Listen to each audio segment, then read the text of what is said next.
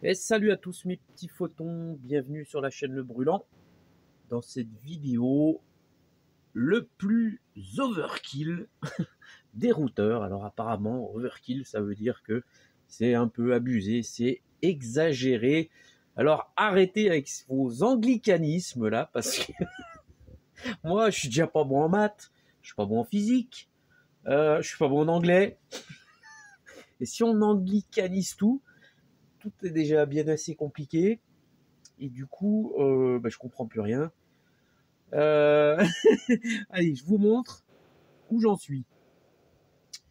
Donc voilà, le plus overkill, apparemment, le plus exagéré, le plus abusé des routeurs solaires. Alors que se passe-t-il? On en est où? Qu'est-ce qui se passe? Ici, on a le M4 qui tourne. Le programme, voilà, il est en run, il n'y a pas de souci. Là, il envoie une consigne de 27. Voilà. Il envoie une consigne de 27 à lui. Ça, c'est le fameux relais statique que j'ai acheté qui gère lui-même le zéro crossing. Vous voyez, donc là, on voit bien le voyant qui est rouge, donc il reçoit la consigne qui est de 27. On envoie 2 ampères 50 au ballon. Voilà, c'est quand même assez régulier, c'est pas mal. Voilà, ici, on a le boîtier que j'avais fait, vous vous rappelez, avec le Robodine, donc il y avait bien un ventilo qui était là. Ici, on a le Raspberry, donc le Raspberry, lui, qu'est-ce qu'il fait? Eh bien, il est connecté. C'est un peu bon, c'est un peu le bordel, mais bon, c'est comme ça, c'est pas fini de toute façon. Il est connecté au SDM, donc le SDM, là que vous voyez ici, lui, il dit voilà, on est à moins quelque chose. Voilà, on envoie 95 watts sur le réseau, donc ça part dans ce fil-là. Regardez cette magnifique planche à repasser. On s'en sert pas en plus, je sais pas pourquoi j'ai une planche à repasser. Repasser, ça ne sert à rien. Donc le Raspberry reçoit les infos du SDM. Via Node-RED, il fait la moulinette. Il envoie ça par Wi-Fi dans les ondes. Alors vous voyez, il n'y a pas de fil, c'est pas raccordé. Il envoie ça à la box. La box, elle est ici. Voilà. Ça passe par l'Ethernet, par le réseau local. Ça redescend. Voilà, en filaire. Et puis, eh bien, ça vient dans une mémoire de l'EM4 via les blocs de fonctions pour communiquer en mode bus. Là, on est sur du mode bus TCP/IP. Et donc, lui, eh bien, il reçoit une consigne. Le Raspberry lui dit, tiens, envoie, je sais pas moi, combien on en était à combien? J'ai plus. J'ai mis ça dans les menus paramètres, comme ça c'est bien, j'ai accès à la... Voilà, tu envoies une consigne de 27, et lui, il transforme ça en PWM, et il attaque le relais statique. Et voilà, et vous voyez la régularité, c'est quand même pas mal. Alors à terme, que va-t-il se passer? Ce que je voudrais, moi, c'est me passer de lui pour faire le calcul de la valeur de routage. Pourquoi? Parce que j'estime que lui, il est fiable, il est très fiable, il est super fiable. Il y en a un qui est chez mes parents depuis plus de 2 ans, qui relève les températures du brûlant. Et ça fait 2 ans qu'il tourne sans s'arrêter. Il n'a jamais été débranché, il tourne toujours et il m'envoie toujours les valeurs. Donc, je peux vous dire qu'un Raspail, ouais, c'est quand même quelque chose qui est éprouvé et c'est fiable. Par contre, il y a quand même les soucis au démarrage quand on a une coupure de jus. Eh bien, c'est pas le plus fiable à ce niveau-là et j'ai jamais réussi à y faire que ça soit vraiment fiable en cas de micro-coupure.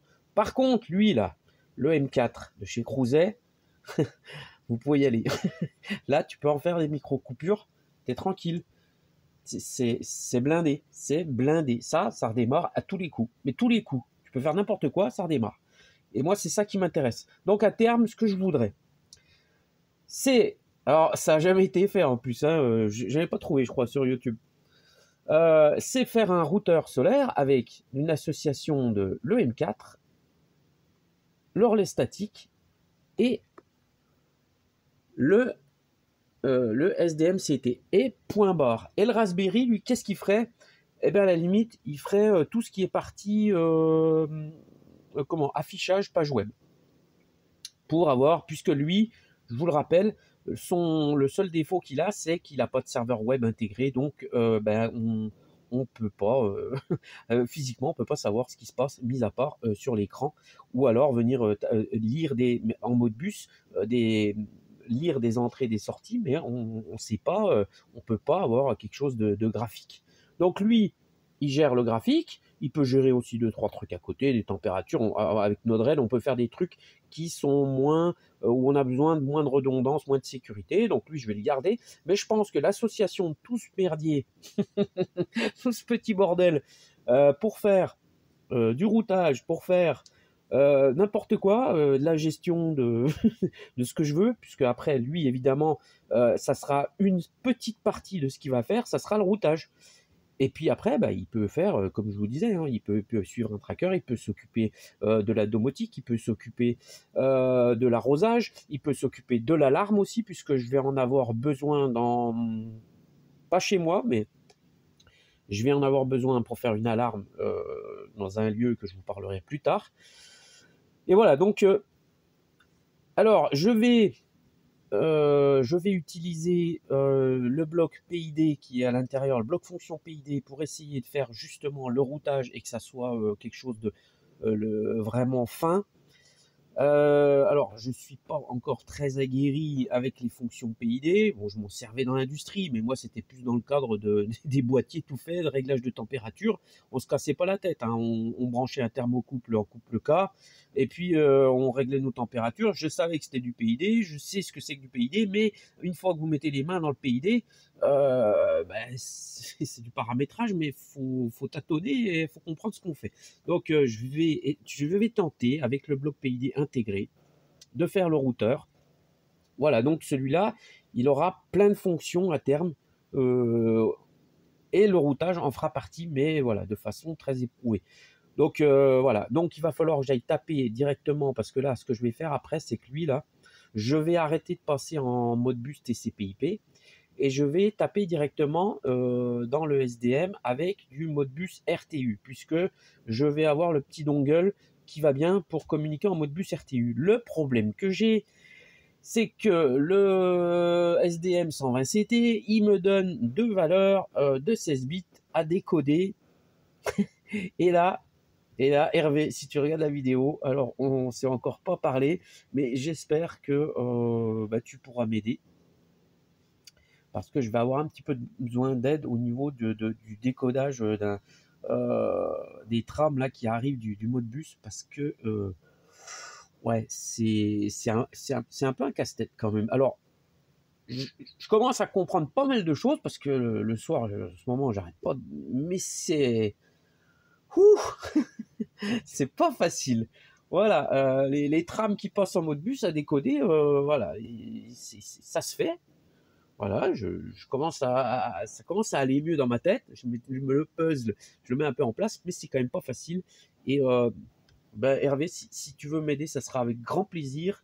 Et franchement, ça m'aiderait vachement. Et voilà.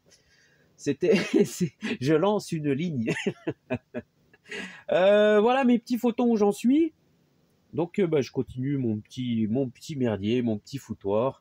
Mais voilà, c'est vachement bien de faire ça, et moi j'adore, parce que ça occupe, ça passe le temps, et puis c'est très très intéressant. Et puis quand même, le résultat, hein, il est là, regardez, on fait quand même pas ça pour de la merde.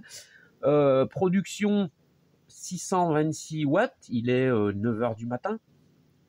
Évidemment, le Linky 0, donc je ne renvoie rien dans le réseau, pardon. Voilà, donc là je renvoie rien dans le réseau. Production 626 watts. Et puis là, c'est ce qui repart dans le réseau. Voilà.